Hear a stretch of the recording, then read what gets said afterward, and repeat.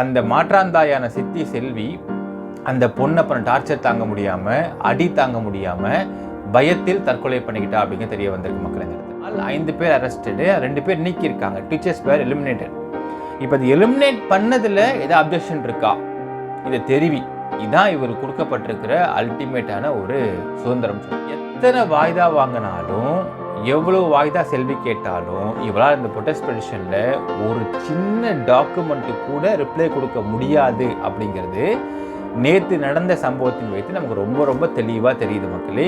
ஏனென்றால் ஸ்டோரியை கிளப்பி அவன் வந்து யூடியூப்பில் பேசலாம், ஆனால் கோர்ட்டில் பேசினால் கோர்ட் தண்டித்து விடும் அப்படிங்கிற பயம் அந்த செல்விக்கு நிறையாவே இருக்கும். நம்ம இதை கொலைன்னு சொல்கிறோம், நம்ம நீதி கிடைக்கணும். இப்போ கிடைக்கணும்னா நம்ம என்ன பண்ணோம், சார்ஜ்ஷீட்டை ஃபுல்லாக படித்து அதை அலசி ஆராய்ச்சி பார்த்து have to prepare a reply. அதுதான் நமக்கு முக்கியம். அதை ஃபஸ்ட்டு பண்ணுவோன்னு சொல்லிட்டு ஏன் ரத்னம் யாரும் பண்ணலை? மனைவியோடைய இறப்பை வச்சு இதுங்கெல்லாம் பணம் சம்பாதிக்க பார்க்குதா இல்லை நீதி வாங்க பார்க்குதா? கோர்ட்டில் பேசணுமா இல்லை மீட்டிங் போட்டு எம்எல்ஏ மாதிரியே வந்து ஆள் கூட்டு வச்சுட்டு பேசணும்? மொத்த கலவரத்திலேயே A1 அக்யூஸ்ட் யாருன்னு பார்த்தீங்கன்னா இந்த மாற்றாந்தாய் சித்தி செல்வி தான். செகண்ட் யாருன்னு பார்த்தீங்கன்னா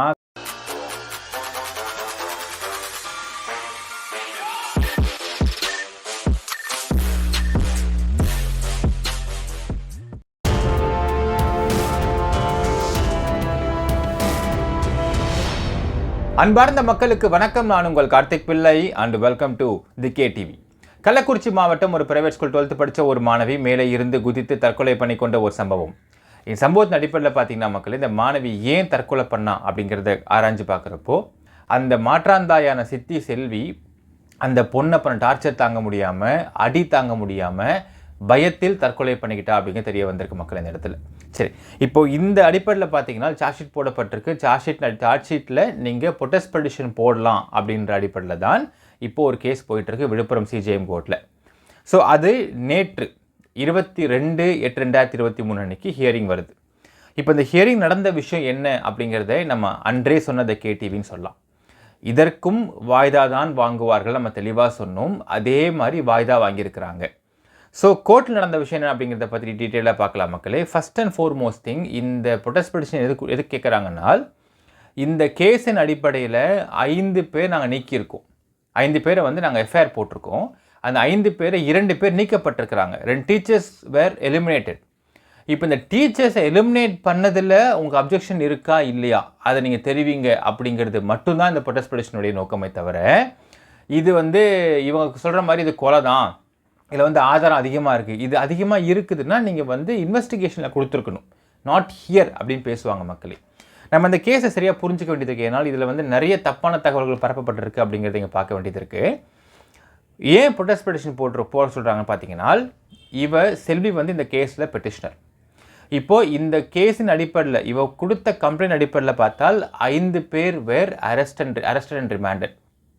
இப்போது முழுசாக முடிஞ்சு சார்ஜ் ஷீட் போடுறப்போ அதில் 3 பேர், அந்த சேர்மன், செக்ரட்டரி, அதுக்கப்புறம் பிரின்சிபால் 3 பேருக்கும் பார்த்தீங்கன்னா ஹாஸ்டலுக்கு பர்மிஷன் வாங்க நடத்தியிருக்கிறாங்க அப்படிங்கிற செக்ஷன்ஸை மட்டும் போட்டு அவர்களை இந்த இவங்க ஃபஸ்ட்டு போட்ட எஃப்ஐஆரில் போட்ட செக்ஷன்ஸ், அதாவது அபட்மெண்ட் டு சூசைட் அப்படிங்கிற செக்ஷனை நீக்கப்பட்டு இதை போட்டிருக்காங்க.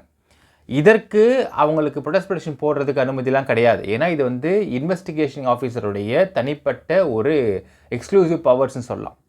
இப்போது இந்த 2 பேர் நீக்கியிருக்காங்க. இந்த செல்வி சொன்ன அடிப்படையில் பார்த்தீங்கன்னா 5 பேர் அரெஸ்டடு, 2 பேர் நீக்கியிருக்காங்க. டீச்சர்ஸ் பேர் எலிமினேட்டட். இப்போ அது எலிமினேட் பண்ணதில் ஏதாவது அப்ஜெக்ஷன் இருக்கா இதை தெரிவி. இதான் இவர் கொடுக்கப்பட்டிருக்கிற அல்டிமேட்டான ஒரு சுதந்திரம் சொல்லலாம்.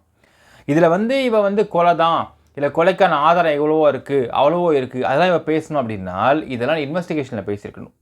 ஆதாரம் இருந்தால் கொண்டு வந்து கொடுன்னு சொன்னாங்க.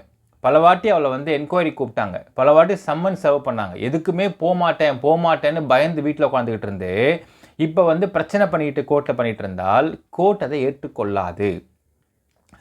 இந்த 2 பேர் எலிமினேட் பண்ணப்பட்டிருக்காங்க. Any objection for you? இதற்கு 1 பேஜ்லையோ இல்லை 6 பேஜ்லையோ 5 பேஜ்லையோ ஹாஃப் பேஜ்லையோ ஒரு விளக்கம் கொடுக்கலாம். நீக்கினது சரி, நீக்கினது தவறு, இல்லை நீக்கிக்கூடாது, ஏன்னால் இந்த இடத்துல இந்த பாயிண்ட்ஸ் இருக்குது, இவங்க அங்கங்கே இருக்கிறாங்க, நீக்கினது தப்பு, நீக்கினது நாங்கள் வந்து உடன்பாடு எதுவும் கொடுக்கலாம். உடன்பாடு இல்லைன்னு இவ கொடுத்தா கூட அதனை கோர்ட் ஏற்றுக்கொள்ள வேண்டும். கோர்ட் இல்லை இவ சொல்கிறத வந்து இந்த கேஸ் ஃபேக்ட்ஸோட சம்மந்தப்படுத்தி பார்த்து இல்லையே கரெக்டாக தானே இருக்குது, ஏன் தேவையில்லாமல் தப்பாக சொல்கிறா, இல்லை உங்களுடைய ப்ரொடெஸ்ட் பெட்டிஷனில் போட்ட வந்து வாக்குமூலம் ஸ்டேட்மெண்ட்ஸ் வந்து cannot be considered by the courtனு சொல்லிட்டு அவங்க சொல்லுவாங்க. கோர்ட் ஒரு ப்ரொடெஸ்ட் பெட்டிஷனை கோர்ட் ஏற்றுக்கொள்வதும் ஏற்றுக்கொள்ளாதும் கோர்ட்டின் தனிப்பட்ட உரிமை தான். இப்போ இவன் ஒன்றுமே இல்லை மக்களே, 2005 பக்கம் சார்ஜ் ஷீட் இருக்குது. அந்த சார்ஜ் ஷீட்டை படித்து பார்த்து இவங்களை நீக்கிறது சரியா தவறா, நீக்கிறதுல இவளுக்கு உடன்பாடு இருக்கா இல்லையா, இதுதான் சொல்ல போகிறா, வேறு எதுவுமே கிடையாது. இதற்கு இவ்வளவு வாய்தா. சரி, இப்போ இன்னொரு கேள்வி கேட்கலாம். இந்த வாய்தா இப்போ நேற்று ஏன் வாய்தா வாங்கியிருக்கா அப்படிங்கிற காரணம் கேட்டால், இன்னும் அவங்க படிக்கலை, டைம் வேணும்னு கேட்டிருக்கா. சரி, ஓகே, ரைட். இப்போது எத்தனை வாய்தா வாங்கினாலும் எவ்வளோ வாய்தா செல்வி கேட்டாலும் இவளால் இந்த ப்ரொடெஸ்ட் பெட்டிஷனில் ஒரு சின்ன டாக்குமெண்ட்டு கூட ரிப்ளை கொடுக்க முடியாது அப்படிங்கிறது நேற்று நடந்த சம்பவத்தின் வைத்து நமக்கு ரொம்ப ரொம்ப தெளிவாக தெரியுது மக்களே. ஏனென்றால் எதாவது நடந்தால் தானே கொடுக்க முடியும், எதுவுமே நடக்கலையே. நடந்த சம்பவங்களை விவரமாக தெளிவாக விசாரித்து இப்போ சார்ஜ் ஷீட் போட்டாச்சு. இப்போ ஏதாவது வந்து இவள் கலப்பணுன்னா குக்ட் ஆஃப் ஸ்டோரி கலப்பணும். ஸ்டோரியை கலப்பி அவள் வந்து யூடியூப்பில் பேசலாம், ஆனால் கோர்ட்டில் பேசினால் கோர்ட் தண்டித்து விடும் அப்படிங்கிற பயம் அந்த செல்விக்கு நிறையாவே இருக்கும். அதனால் ஒன்றும் பண்ண முடியாது மக்களே. எத்தனை வாய்தா இவள் வாங்கினாலும் இப்படியே தான் பேசிகிட்டு இருப்பாளே தவிர இவளால் கோர்ட்டில் ஒரு சின்ன டாக்குமெண்ட் கூட கொடுக்க முடியாதுன்றதுலாம் தெளிவாக தெரிஞ்சு போச்சு. அடுத்த ஒரு கேஸ் நம்ம யோசிக்கணும். சரிங்க சார், அப்போ இன்னொரு விஷயம் யோசித்து பார்க்கலாம். இப்போ வாய்தாக்கு என்ன ரீசன் கொடுத்துருக்கா அப்படின்னு பார்க்கலாம். சார்ஜ் ஷீட்டை நாங்கள் இன்னும் படிக்கலை, 2400 பக்கம் இருக்குது, அதை நாங்கள் ஃபுல்லாக படித்து பார்த்து நாங்கள் ரெடி பண்ண டைம் வேணும் கேட்குறோம். சரிங்க, இப்போ இந்த ஆஸ்பெக்டில் யோசித்து பார்க்கலாம் மக்களே. இப்போ இது அப்படியே வச்சுக்கலாம், கொஞ்சம் நம்ம வந்து ஃப்ளாஷ்பேக் போகலாம், அந்த சுற்றிக்கலாம், அந்த கொசுமன் சுற்றிக்கலாம். அப்போ பார்த்தீங்கன்னா ஒரு மாதம் 1.5 மாதத்துக்கு முன்னாடி அந்த மணிமண்டபம் கட்டுறதுக்கு முன்னாடி பார்த்தீங்கன்னா ஒருத்தன் தான், புரோக்கர் ஒருத்தன் தான். அவன் என்ன சொல்கிறான்னா, நாங்கள் படித்து விட்டோம், நாங்கள் ஒரு 30 வழக்கறிஞர்கள் டீமே உட்காந்து படித்தோம், நான் மட்டும் 300 ஓட்டையை சொன்னேன், மற்றவங்களாம் 5000 ஓட்டையை சொன்னாங்கன்னு சொல்லி பேசிட்டு இருந்த ஞாபகம் இருக்கும் உங்களுக்கு எல்லாருக்கும் மக்களே. இப்போது 300 ஓட்டையை இவன் சொல்கிறான் அப்படின்னா, இவன் ஒரு வழக்கறிஞர்னு சொல்கிறான் அப்படின்னா, அந்த 300 ஓட்டையை வந்து அழகாக உட்காந்து எழுதி டைப் பண்ணி அதை ஒரு டாக்குமெண்ட் பண்ணி ஏன் செல்விட்ட கொடுக்கவே இல்லை? இப்போ செல்வி என்ன சொல்கிறா, நான் படிக்கலைங்கிறா, நாங்கள் படிக்கலைங்கிறா. சரிங்க, செல்வியை விட்டுருங்க, அவள் வந்து படிக்கலை, அவள் படிக்காத பொம்பளையும் வச்சுக்கலாமே, அவர் தான் வழக்கறிஞராச்சே, படிச்சிருப்பாரு, அதான் 300 ஓட்டை கொடுத்துக்கிறாரு, அதை 300 ஓட்டை ஏன் டாக்குமெண்ட் பண்ணவே இல்லை அப்படின்னு பார்த்தால் இது அத்தனையும் அப்பட்டமான பொய் நமக்கு தெளிவாக தெரியுது. ஸோ படிக்கலைன்னு சொல்கிறா, we have to consider that point. ஏன்னா நான் படிக்கலை, 2400 பக்கம் இருக்குது அப்படிங்கிறா. சரிங்க, படிக்கலை, 2400 பக்கம் இருக்குது, இதை படித்தா தான் நாங்கள் வந்து ஒரு ரிப்ளை கொடுக்க முடியும், ரிப்ளை கொடுத்தா தான் மாணவியோடைய இறப்புக்கு நீதி கிடைக்கும் அப்படிங்கிறது தான் நீங்கள் பாயிண்ட். உங்கள் நீதி, மாணவி இறப்புக்கு நீதி கிடைக்கணும்னால் நீங்கள் கோர்ட்டில் தான் பேசணும், நாட் யூடியூப் சேனல்ஸ். இது நம்ம ஒரு பாயிண்ட் எடுத்துக்கலாம். அப்படி கோர்ட்டில் நீங்கள் பேசணும் அப்படின்னால் நீங்கள் அந்த டாக்குமெண்ட்டை ஃபுல்லாக சார்ஜ் ஷீட்டை ஃபுல்லாக படித்தாகணும். சார்ஜ் ஷீட்டை படிக்காமல் நாமக்கல்ல ஒரு மீட்டிங்கு, மெட்ராஸில் ஒரு மீட்டிங்கு, அந்த மீட்டிங்கு யார் தலைமை தாங்கி பண்ணுறதுன்னு பார்த்தா இந்த விழுப்புரம் சிஜேஎம் கோர்ட்டில் இந்த ப்ரொடெஸ்ட் பெட்டிஷன் கேஸுக்கு வக்காலத்து ஃபைல் பண்ண அந்த போராத்தணும். யோசிச்சு பாருங்கள் மக்களே. நமக்கு நீதி கிடைக்கணும், நமக்கு வந்து நம்ம இதை கொலைன்னு சொல்கிறோம், நம்ம நீதி கிடைக்கணும். இப்போ கிடைக்கணும், நம்ம என்ன பண்ணோம், சார்ஜ் ஷீட்டை ஃபுல்லாக படித்து அதை அலசி ஆராய்ஞ்சு பார்த்து we have to prepare a reply. அதுதான் நமக்கு முக்கியம், அதை ஃபஸ்ட்டு பண்ணுவோன்னு சொல்லிட்டு ஏன் ரத்னம் யாரும் பண்ணலை யோசிச்சு பாருங்கள். எதுக்காக வந்து வெங்கலச்சலை வைக்கிறதுல வந்து அவ்வளோ மும்முரம் காட்டி ஏன் அவ்வளோ மீட்டிங் போட்டு காசு கேட்டுட்டு இருக்காங்க அப்படி யோசிச்சு பாருங்கள். சிம்பிள் லாஜிக் மக்களே. இவங்களுக்கு வேண்டியது நீதியா நிதியா? அப்பட்டமாக அசிங்கமாக தெரியுது. நீதி வேணும்னா ஏன் நேற்று வாய்தா கேட்கணும்? ஆல்மோஸ்ட் கிட்டத்தட்ட 2 மாதம் மேலே ஆயிடுச்சு. 2400 பக்கம், 2 மாதம் டைம் எடுத்துங்க. ஒரு நாளைக்கு குறைஞ்சபட்சம் ஒரு 40 பக்கம் படித்தா கூட 2400 பேஜ் நான் படித்து முடிச்சிருக்கலாம். 40 பக்கம்ன்றதே சார்ஜ் ஷீட் படிக்க ரொம்ப கஷ்டமாக தெரியாது உங்களுக்கு. ஏன்னால் அந்த ஃபாண்ட்டோடைய சைஸ்லாம் பெருசாக தான் போட்டிருப்பாங்க. ஃபாஸ்ட்டாக படிச்சுட்டு போயிடலாம். 40 பக்கம் ஈஸியாக படிச்சிடலாம், ஒரு 1 ஹவரில் படிச்சுட்டு போயிடலாம். அப்படி இருக்கும் பட்சத்தில் ஏன் இதுவரை அந்த விஷயம் செய்யாமல் இருக்கிறாங்க? அப்போது நீங்களாம் அப்பட்டமாக தெரியுது உங்களுக்கு, இந்த மாணவியோடைய இறப்பை வச்சு இதுங்கெல்லாம் பணம் சம்பாதிக்க பார்க்குதா, இல்லை நீதி வாங்க பார்க்குதா? கோர்ட்டில் பேசணுமா, இல்லை மீட்டிங் போட்டு எம்எல்ஏ மாதிரியே வந்து ஆள் கூட்டு வச்சுட்டு பேசணுமா? உங்களுக்கு கோர்ட்டில் ரிப்ளை கொடுக்கணுமா, இல்லை வெங்கலச்சலை வைக்கணும் காசு தானே கேட்கணுமா மக்கள்கிட்ட? சிம்பிளாக யோசிச்சு பார்க்கலாம் மக்கள். இவர்களுக்கு தேவை நிதி மட்டும்தானே தவிர நீதி கிடையாது. இப்போ அடுத்த ஒரு கேள்வி மக்கள் கேட்கலாம், சார் அப்போ எதுக்கு சார் வந்து இவ்வளவு கொலைன்றது இவ்வளோ ஆதாரம் இருக்குன்னு ஏன் சார் அவள் பேசிகிட்டு இருக்கா செல்வி நீங்கள் கேட்கலாம். Simple logic. இவங்களுக்கெல்லாம் தேவை நிதின்னு தெரிஞ்சு போச்சு. நிதி எங்கேருந்து கலெக்ட் பண்ண முடியும் அப்படின்னு பார்த்தால், எந்த மக்கள் முட்டாளாக இன்னும் இந்த மாணவி இறப்பை வந்து எமோஷ்னல் சென்சேஷனில் பார்த்துக்கிட்டு ஒரு ஸ்ட்ரூடாக ஒரு இது சொல்லுவாங்க மக்கள். எப்பவுமே வந்து நமக்கு எவிடன்ஸ் ஆக்ட் ஒன்று இருக்கும் நம்மளுடைய சட்டத்தில். எவிடன்ஸ் ஆக்டை பொறுத்த அளவுக்கு சொல்லுவாங்க, ஒரு ப்ரூடண்ட் மேன் அப்படின்னு ஒரு வார்த்தை யூஸ் பண்ணுவாங்க எவிடன்ஸ் ஆக்டில். வாட் இஸ் ப்ரூடண்ட் மேன் அப்படின்னு பார்த்தீங்கன்னா, ஒரு விஷயத்தை பார்க்குறப்போ ரொம்ப ஹை இன்டலெக்சுவல் தேவையில்லை, வடிகட்டின முட்டாள் தேவையில்லை, ரெண்டுத்துக்கும் நடுவில் இருக்கக்கூடிய ஒரு விஷயத்தை பார்த்து அனலைஸ் பண்ணக்கூடிய நல்ல புத்தி சுவாதீனம் இருக்கக்கூடிய ஒரு மனிதன் தான் ப்ரூடண்ட் மேன்ற வார்த்தை யூஸ் பண்ணுவாங்க நம்ம எவிடன்ஸ் ஆக்டில். ஒரு ப்ரூடண்ட் மேன் அப்படின்றவன் ஒரு விஷயம் அனலைஸ் பண்ணி பார்ப்பான். இது வந்து தற்கொலைன்னு சொல்கிறாங்க, இங்கே கொலைன்னு சொல்கிறாங்க. இப்போ கொலைன்னா இங்கே ஆதாரமே இல்லாமல் இருக்குமா? எப்படி வந்து சாட்சி இல்லாமல் ஆதாரம் இல்லாமல் இருக்கும்? அப்படி எப்படி ஒரு சென்சேஷனல் கேஸில் வந்து எல்லாருமே தப்பு பண்ண முடியுமா, சிஸ்டத்தை மொத்தமாக கரெக்ட் பண்ண முடியுமா அப்படிங்கிறது ஒரு ப்ரூடண்ட் மேனுக்கு கண்டிப்பாக தெரியும்.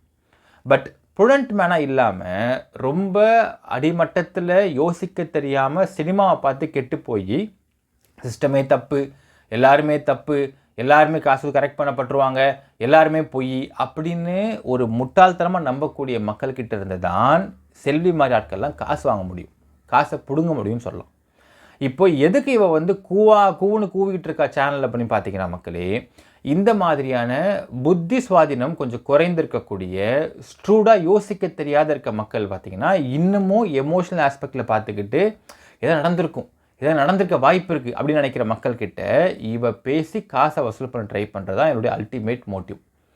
இவருடைய அல்டீரியர் மோட்டிவ் பார்த்தீங்கன்னா நிதி மட்டுமே தவிர நீதிலாம் கிடையவே கிடையாது. அதை டே 1 நம்ம பார்த்துருக்கலாம். டே 1 இருந்து அவள் வந்து மினிஸ்டரை கட்டி பிடிச்சி வேலை கேட்டதுலேருந்து காசை அந்த சின்ன ஒரு கவரில் கொடுத்த காசு எடுத்து இங்கே சொருவிக்கிட்டதுல இருந்து எல்லாத்துக்கும் மேலே செகண்ட் டே 14th அன்னைக்கு எனக்கு ஸ்கூல் வந்து இத்தனை கோடி ரூபாய் கொடுக்கணும்னு கேட்டதுலேருந்து நம்ம அப்பயே அவரோட மைண்ட் செட்டை புரிஞ்சுக்கலாம். ஒரு பணப்பேய் என்பதை. ஒரு பணப்பேயை வந்து ஒரு கேஸை முடித்து அங்கே நீதி கிடைக்கும் நினைக்கவே மாட்டா. அது மட்டும் இல்லாமல் இது பெத்த பொண்ணே கிடையாது. அதுக்கு மேலே வளர்த்த பொண்ணு. இந்த பொண்ணு செத்தாலும் இந்த பொண்ணு சாவலும் எப்படி பணத்தை வாங்க ட்ரை பண்ணிருப்பா. எல்லாத்துக்கும் மேலே அந்த பொண்ணு உயிரோடு இருக்கிறப்பே பார்த்தீங்கன்னா மை ஃபீஸ் மை கடன் அப்படின்ற வார்த்தையை உபயோகப்படுத்தி நீ வந்து உன் வாழ்க்கையை நீ பார்த்துட்டு போகணுன்னால் இந்த பணத்தை எனக்கு சம்பாரித்து கொடுத்துட்டு போனால் தான் நான் விடுவேன்னு சொன்னது தான் இந்த பொம்பளை. அப்போது சம்பாதிச்சு கொடுக்காம செத்து போயிட்டா அவள். இப்போ என்ன பண்ணுவா, இதை வைத்துக்கொண்டு எப்படிலாம் சம்பாதிக்க முடியுமோ சம்பாதிச்சுட்டு இருக்கான்னு தான் பார்க்கணும் இந்த இடத்துல மக்களே.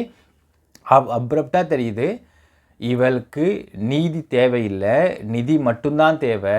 அதுக்காக என்ன வேணால் போய் சொல்லுவா, எவ்வளோ பேர்னா ஏமாற்றுவா, எப்படி வேணா மீட்டிங் போட்டு காசு கேட்பா. ஆனால் கோர்ட்டில் மட்டும் ஒரு வார்த்தை பேச மாட்டான்னு நமக்கு தெளிவாக தெரியுது. பட் கோர்ட் அப்படி இருக்க மாட்டாங்க.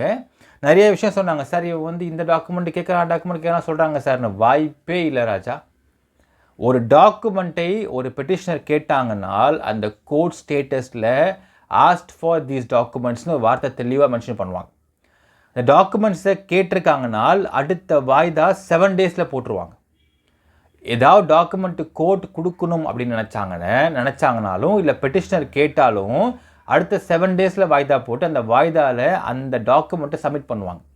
ஆனால் இந்த அட்ஜர்மெண்ட் பார்த்தீங்கன்னா 2010 போட்டிருக்காங்க. 10ஆம் மாதம் 24 போட்டிருக்காங்க. விச் மீன்ஸ் வாட், ஒரு வார்த்தை வேறு போட்டாங்க பார்த்து தெரியும் மக்களே, லாஸ்ட் சான்ஸ் ஃபார் பெட்டிஷனர்னு போட்டாங்க. It's a last chance. So எந்த டாக்குமெண்ட்டையும் பெட்டிஷனர் கேட்டுன்னு தூக்கி கொடுத்துட மாட்டாங்க. கோர்ட் டாக்குமெண்ட் வேறு, பெட்டிஷனுக்காக வேண்டிய டாக்குமெண்ட் வேறு. சிசிடிவி ஃபுட்டேஜாக இருக்கட்டும் இல்லை வந்து இவங்க நினைக்கக்கூடிய அந்த சிடிஆர்லாம் வந்து கோர்ட் அதனை வைத்திருக்கும். கோர்ட்டுக்கு நீதிபதிக்கு அது பார்க்க முடியும், அவ்வளோதான். மற்றபடி எல்லாத்தையும் தூக்கி கொடுத்துருவாங்கலாம் கிடையவே கிடையாது, கொடுக்கவும் மாட்டாங்க. அப்படி கொடுக்குறோன்னு சொல்லி இவங்க கோர்ட்டு முடிவு பண்ணால் வாய்தா ரேட்டு கம்மியாக போட்டிருப்பாங்க தவிர 2 மாதம் தள்ளி போட்டிருக்க மாட்டாங்க. அடுத்த ஒரு கேள்வி நமக்கு எழும், ஏன் சார் 2 months தள்ளி போடுறாங்க கேள்வி எழும். இந்த 2 months பார்த்தீங்கன்னா SIT team will submit the charge sheet.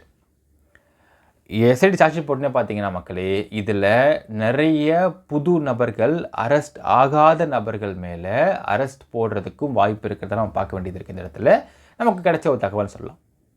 So அதில் ஃபஸ்ட் அண்ட் ஃபோர்மோஸ்ட் பாயிண்ட், இந்த மொத்த கலவரத்திலேயே A1 அக்யூஸ்ட் யாருன்னு பார்த்தீங்கன்னா இந்த மாற்றாந்தாய் சித்தி செல்வி தான். செகண்ட் யாருன்னு பார்த்தீங்கன்னா காண்டம் திருடன் திராவிடமணி தான். இந்த 2 பேரும் சேர்ந்து பார்த்த வேலை தான் இவ்வளோ பெரிய கலவரத்தை கொண்டு வந்து நிப்பாட்டினாங்க. அப்படிங்கிறதுனால 2 பேரும் இன்னும் அரெஸ்ட் பண்ணப்படவில்லை அப்படிங்கிறதெல்லாம் கோர்ட் பார்த்துட்டு சும்மா இருக்க மாட்டாங்க. ஸோ இந்த 2 மாதம் டைமில் எஸ்ஐடி சார்ஜ் ஷீட் ப்ரொடியூஸ் பண்ணுவாங்க. அந்த சார்ஜ் ஷீட்டில் பார்த்தீங்கன்னா A1 அக்யூஸ்ட் பேர் வரும். ஒன்ஸ் இவ அக்யூஸ்டுன்னு சொல்லிட்டு அங்கே வந்து கோர்ட்டை வந்து சொன்னதுக்கப்புறம் பார்த்தீங்கன்னா இவரோட மொத்த கதையும் அப்படியே மாறி போயிடும். அது வரைக்கும் வேணால் ஒன்று பண்ணலாம். இந்த செல்வி மீட்டிங் போடலாம், MLM கண்டக்ட் பண்ணலாம், லெக்காக போட்டு எல்லாரையும் வந்து ஆளை கூட்டுவான்னு சொல்லலாம், சொல்லி பேசி காசு வசூல் பண்ணலாம், துட்டு சம்பாதிக்கலாம். அவ்வளோதான் மக்களே. இந்த காசெல்லாம் நாளைக்கு அப்படியே வந்து ரிமாண்ட் ஆகிறப்பையோ இல்லை அரெஸ்ட் ஆகிறப்பையோ அப்படியே தூக்கி வந்து கோர்ட்டு கொடுக்க வேண்டியதான் விஷயம். ஸோ மக்களை ஏமாற்றுவதற்காக என்னெல்லாம் வழி பார்க்கணுமோ பார்த்துக்கிட்டு இருக்கா செல்வி தவிர, இவளுக்கு வேண்டியது நிதி மட்டும்தானே தவிர நீதிலாம் கிடையாது அப்படிங்கிறது. ஆனால் இந்த வழக்கை விட்டுட்டு போயிருப்பாங்க, இல்லை கோர்ட்டும் விட்டு போயிருக்கும், உங்களுக்கு வந்து மக்களும் விட்டு போயிருப்பாங்க. கலவரம் நடந்த வழக்கு அப்படிங்கிறதுனால இதை விடவே மாட்டார்கள். நாளைக்கு இப்படிப்பட்ட ஒரு பொம்பளை கலவரத்தை திரும்பி ஏற்படுத்தக்கூடாதுன்றதுக்காகவே நிச்சயமாக court will take a severe action. அதை நான் உங்களுக்கு தனி வீடியோ நான் போடுறேன் மக்களே. இது 18th அன்னைக்கே ஹானரபிள் ஹைகோர்ட் ஒரு வார்த்தை சொல்லியிருக்காங்க. இந்த வார்த்தையெல்லாம் தனி வீடியோ நான் போடுறேன். பட் கொஞ்சம் டைமாக போட முடியாமல் போயிட்டுருக்கேன் உங்களுக்கு. பட் இந்த விஷயமெல்லாம் ஜூலை 18th அன்னைக்கு போன வருஷமே பார்த்தீங்கன்னா ஹைகோர்ட் ஒரு ஸ்ட்ராங்கான பாயிண்ட்ஸ் தான் கொடுத்துருக்காங்க, கலவரத்தை பற்றின பாயிண்ட்ஸ். இது எல்லாத்தையுமே தனி வீடியோ நான் போடுறேன் உங்களுக்கு. இன்னும் பார்க்கலாம் மக்களே. கூடிய விரைவில் இந்த மாற்றாந்தாய் சித்தி செல்வி அரெஸ்ட் ஆகிற ஒரு நல்ல நியூஸ் கிடைக்கணும் எதிர்பார்க்கலாம். என்ன நினைக்கிறீங்க அப்படிங்கிறத கமெண்ட்டில் மென்ஷன் பண்ணுங்கள். நன்றி, வணக்கம்.